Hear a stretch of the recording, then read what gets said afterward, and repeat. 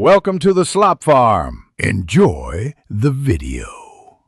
In this video, I will explain how to make delicious vegan macarons at home. First, gather your ingredients, including fine almond flour, powdered sugar, and aquafaba. Precision is key, so use a kitchen scale for accurate measurements. Make sure all your bowls and tools are perfectly clean and grease-free. This preparation step is crucial for achieving the perfect macaron texture and appearance. Let's get started with the mixing process. Next, we'll create the macaron batter. Start by whipping chilled aquafaba until it forms stiff, glossy peaks. This can take about 10 to 15 minutes.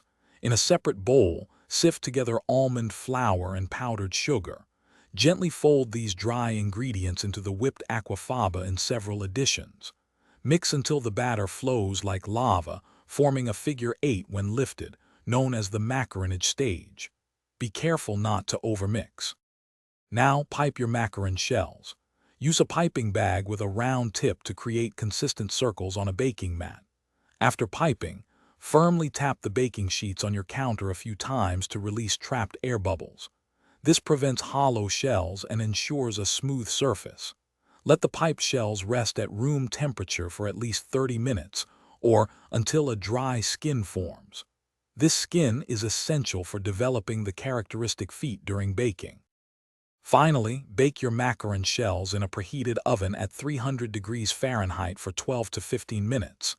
Baking time varies, so watch for the feet to appear and shells to be firm. Once baked, let them cool completely on the baking sheet before removing. Fill your cooled shells with a delicious vegan ganache, buttercream, or fruit curd. For more culinary inspiration and delightful reads, check the description for a link to the new Kindle Paperwhite and other great deals. Enjoy your homemade vegan macarons. Thanks for watching. Consider subscribing if we helped you today.